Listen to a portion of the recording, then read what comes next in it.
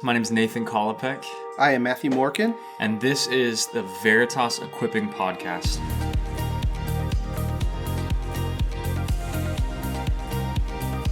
Our goal is, especially during this time, to equip you to live out your faith and love Jesus well. Matthew, today we're taking kind of a big picture conversation that's going to set up the next few podcasts. We're recording this still during COVID, and we're actually recording this before you go off on a big old bike journey to work out your biker thighs. So hopefully in future conversations I can ask you about that a little bit more. But yeah, this conversation is going to be you and me, right, man? Yeah, I'm still trying to get past biker thighs. But yeah, it's going to be you and me. And actually, I'm excited because I get to ask you some key questions. You are the adult ministry director at Veritas Church. We're just diving in. Barely an adult, man. Yeah. Barely an adult. You look like you're 13, right? Yep, and I act like I'm 12. Yeah, sure, okay. Just don't fire me. But you're the adult ministry director, and there has been a lot happening, in particular in the last couple months. We had a leader sync. We gathered our leaders up the other Saturday, and we just poured out this vision for them, and it's going to be really a widespread thing. And so it has to do with our core values. Some of you, if you've been able to attend church on Sunday mornings, can walk down the hallway and you see a bunch of new pictures going on, and you've seen new stickers on the wall. So Nathan, what is happening at Veritas Church this fall? Yeah, the exciting thing is we've taken time, and I think God in His sovereignty has given us the time of COVID to just take an honest look at ourselves and go, okay, where have we been maybe falling short in giving clarity and vision and direction of where we want to be as a church? And where can we hone in and refine those things to get us all on the same page and moving in the same direction? So I think Jake said it when he kind of gave the message that was talking through vision, values, those things. We're not changing what we're doing per se. For some people it might feel like a change, like, wait, we're going that way, whatever. Internally and kind of from a staff and elder level, everyone is going like, oh yeah, this makes sense. This is where we're already going, but we're putting more clarity, language, direction to it because we've got a huge church, and we've got, even during the time of coronavirus, man, some of you guys are just tuning in and checking out what Veritas is about. I think it's a chance for us to be really clear and really focused. And I was processing with someone today, when a church gets bigger, you almost have to get simpler in how you communicate because it's got to be transferable across so many lifestyles, changes, whatever, if that makes sense. Yeah, absolutely. And so maybe this is probably the best place to ask this question. So we did the Celebrate, Connect, Contribute thing. What is happening? Because that has been taken off the wall. Yeah. And for some of you listening, you're like, dude, I don't even know what that is. Celebrate, Connect, Contribute was a way of talking about the flow, the life of ministry at Veritas Church that came from Cornerstone, the church that planted Veritas. I would say it planted us. And along the way, a number of churches in our network were using, we call it the 3 C's, Celebrate, Connect, Contribute, to describe a flow of ministry where it's like a lifestyle of worship, connecting in relational community, and contributing to God's mission with time, talent, energy, resources, all of that. As our churches continued to grow and as our network expanded, we realized we were one of the only churches using the 3 C's. Not a bad thing, but we were one of the only ones. So we kind of looked at it again and realized also we were trying to shove a lot into each of those C's. So for contribute, for example, right? Celebrate, Connect, Contribute. For contribute, we mean give financially to church. But way more than that, we also mean contribute your energy, your efforts. We also kind of mean mission in that, like we just ended up shoving a bunch of things into it so that it wasn't actually that clear. It was simple, but it wasn't really clear. And we also found, too, folks that were joining Veritas within the last few years, we hadn't done a good job telling them what we meant by those. So we could all come in with our own preconceptions, our own desires, what the church should be like, and say, well, it kind of fits in this value. Hey, the church should start a day school during the week because, yeah, that's one way of connecting. It's like, no, that's not exactly what we mean, but we just didn't set people up for success there too. So we added a lot more to try to get more simple and more clear, actually, counterintuitively. So one thing that I would encourage folks listening to do, if you have time, like go back and listen to the messages about the church and membership and stuff that we had over the month of August. But one thing we're going to do here is we're going to walk through step by step each one of these values and just lay out our heart and vision behind each one of the words. And this might be a little confusing, but we put some value statements on the wall at church. We value training, we value those things. That's to just tell everyone, hey, this is generally the kind of church we are. But in this conversation, I actually would love to talk specifically about what we're calling our connection group core values. So these are kind of the guiding signposts. These are the marching orders. These are the win for our connection groups. Absolutely. So why do we need to talk about core values? What is the purpose of doing that? It doesn't, in some regard, it doesn't seem very spiritual. Why are we doing this? Totally. Yeah, the argument could be made. It sounds more like a business than a church, right? Right. That's a great point. Yep. We grew really fast as a church, and we've added connection groups quickly, and we kind of cut people free. Like, go for it. Go lead a group. You're doing great. We love you. Go for it. Have fun, right? And we didn't do a great job continuing to tell people, by the way, this is what we're looking for in a group. Anyone who's in education knows there's that professional development. You go to conferences, you read books, you continue to learn and grow and develop. We really tried to love our leaders by just seeing where they're at, but we didn't, and I'm saying we haven't done a great job loving our leaders and therefore our connection groups by continuing to point them towards what we're going after. And so great, wonderful, godly leaders, and you guys picked almost different wins sometimes, right? So one group is saying, yeah, we love each other. We really like hanging out. We're best friends. So our group's going great. It's like, okay, well, are you guys planning on raising up leaders? Are you going to multiply any of that? No, you just really love each other? Well, you're kind of getting it, but I can understand why you'd miss that. Or others of you are saying like, man, we're doing community service projects together. We're really getting out there and getting after it. Yeah, our group is healthy. And we're going, well, that's not exactly, but I can see how you got there, right? Even as we're trying to invite new people into community here at Veritas, we want to set them up for success and set them up to contribute from day one for what a connection group is supposed to be. Mm-hmm. But we really weren't telling them consistently what to expect. We sort of told them generally what groups are and then put them into the messy middle where we left the leaders, mm-hmm. you know? Mm-hmm. So we're kind of taking a top and bottom approach of saying, all right, leaders, we've got 3 core values, and the win of connection group is learning to live these values out together and to invite your group into contributing their energy and their effort, their talent towards living these values out. And as you do it, you're going to see growth as a byproduct for sure. Mm-hmm. And then through things like Brunch, Launch Point, we're telling people, okay, these are the core values. This is how you can step up and contribute, and hoping that they sort of meet in the middle where groups are going to feel different, look different, have a different flavor because of the personalities of the leaders, the gifts, the makeup for sure. But this is kind of the sandbox to play in, right? Mm-hmm. Have fun. You can play with your tractors, you can dig a hole, you can do whatever, but this is the sandbox to play in.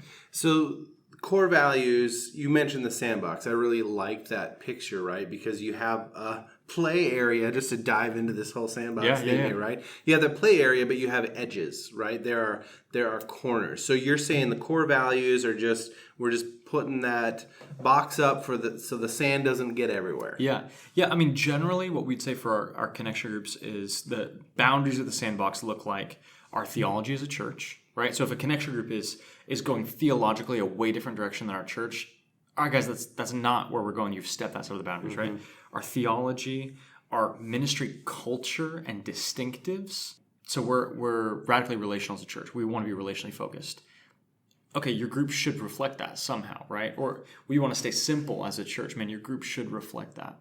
So the sandbox is our theology as a church, our mission and vision as a church. That's a big part of it too. We want to raise up mature disciples, send out everyday missionaries, glorify God. Okay, what we're doing in connection groups has to fit within that too. Our theology, our mission, vision, our culture, our distinctives, the kind of church that we want to be, the flavor we have are kind of crazy. It's not what every church has to be like, but that's just what we're like as a family.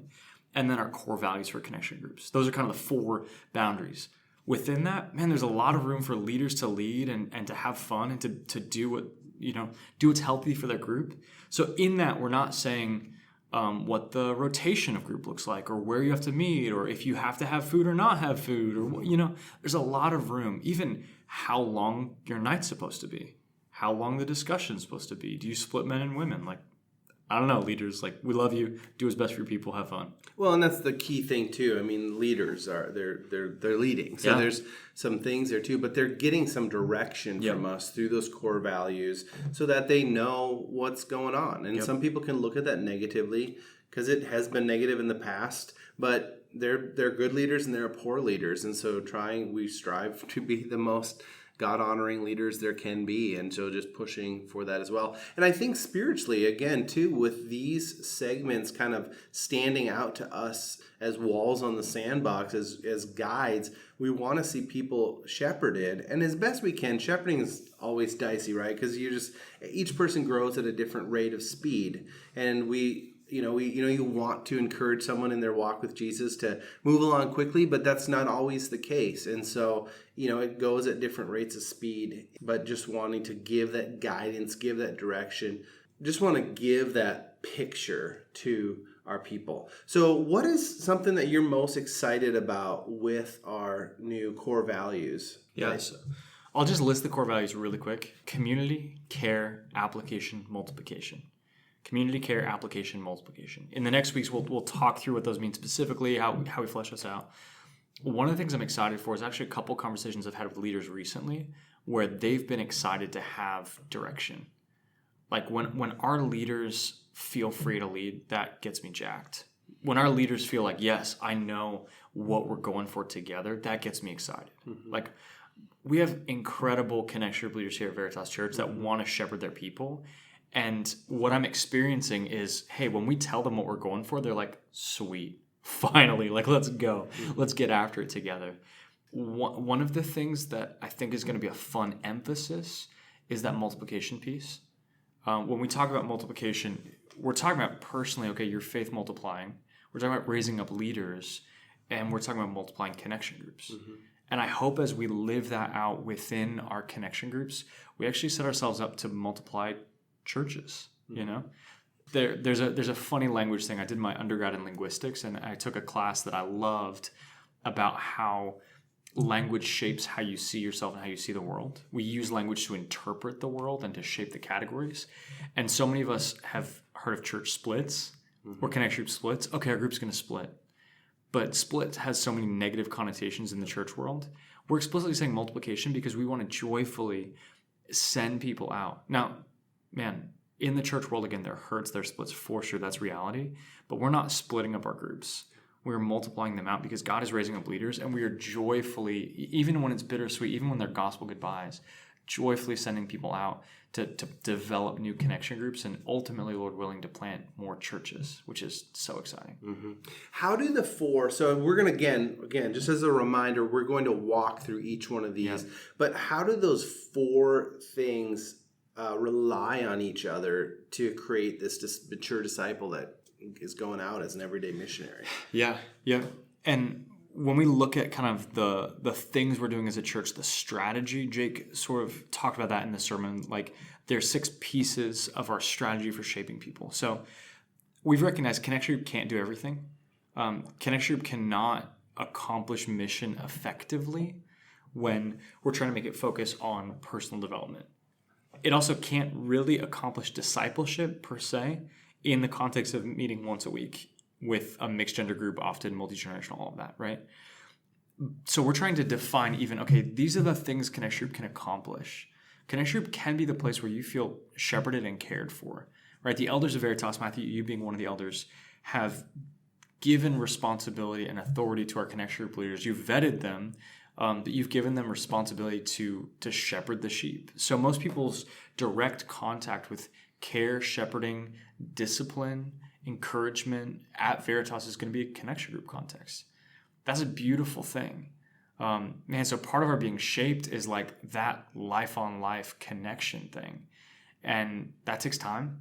That takes touch points. That takes the truth. That takes tension. Like it takes those kind of classic elements of discipleship. Being together in a connection group over time as we gather around the Word and just try to live out these 4 rhythms, these 4 elements, that's a big part of shaping us. And we'll have other contexts like classes for theological formation for sure. We want to emphasize those things at different points, but I'm excited for the health of our connection groups to increase as we specify, as we clarify what the goal is, so that leaders can lead in that direction too. Yeah, I'm really excited about just giving them the reins with those parameters. I'm really excited about this emphasis on the teaching and care and things along that line too, and just really seeing, like, folks, Veritas Church. I'm not talking about the church. I'm not talking about other churches in town, but for us as a people, nothing against any of those aforementioned groups, but really for us to like live out the gospel and not make it such a thing. And it's interesting, like even as we talk about some of these details, how long, I mean, very practically, how long have you guys been thinking about this as directors? I know we as elders had been wrestling with it for a significant period of time. Like how long have you been dealing with this? Yeah, I mean, we've been thinking about this for a while. And before I jumped in as the adult ministry director, was having conversations about how we can continue to lead our leaders well and streamline our direction there. And part of why I was pulled into the adult ministry department was because I was having conversations with Jake and Michael and going like, hey, okay, this is how we're doing it in Salt Company. Are there ways that we can help with the church side? Like, we love the local church, want to figure out how this all works together. And Veritas has grown really quickly. And that's both God's grace and a challenge. Because part of what happened was we had people together in the same room, and we could say, hey, just stick around and you'll get it. You'll pick it up because we're around in the same room. And then all of a sudden we weren't in the same room anymore. And all of a sudden for years we weren't in the same room. And groups were multiplying and spreading out. I even just look back over the last 3 years and go, okay, for all of our departments, the last 3 years have been this like growing process of size breaking our systems and size forcing us to reckon with how do we do this better. And not because we were doing it wrong before, but because we're in a new time. And so we got to do things a little differently.